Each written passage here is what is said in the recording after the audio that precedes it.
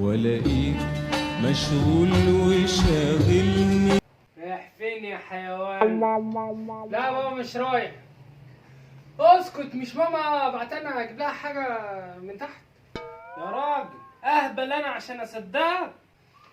خلاص راح ازور واحد صاحبي، خدني معاك يا برنس. لا يا ابويا، هاخدك فين؟ ده هو اصلا ساكن في مكان بعيد، ماليش فيه. لا تاخدني معاك لا تخش تنام، امري الى الله. عارفك شبطه، تعالى.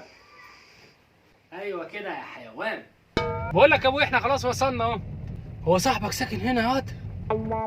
يا نهار ابيض، يالا ايه ده؟ ايه ده؟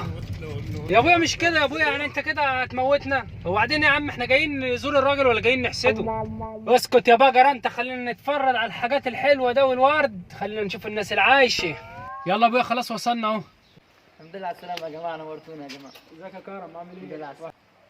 يا نهار ابيض، ماجد تخش ابوك رايح فين؟ رايح فين يا ابويا؟ استنى خد.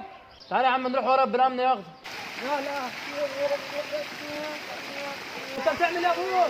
هاخد غطس يد في حمام السباحه ده. يالا ما ينفعش كده يا ابويا، دي نافوره مش حمام سباحه دي.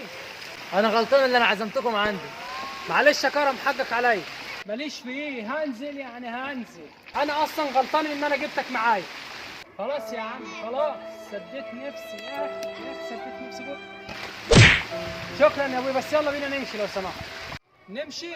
لا يا حبيبي، ده انا هعمل عشه في الحته دي حضرتك وقاعد. انا همشي اسيب ده وامشي؟ انت مجنون يا ابويا. يلا حرام عليك، الامن هيجي ياخدني. امشي يلا امشي، انا قاعد هنا. يلا وعليا خد يا ابويا، رايح فين؟ خد يا عم ما تفضحناش، خد.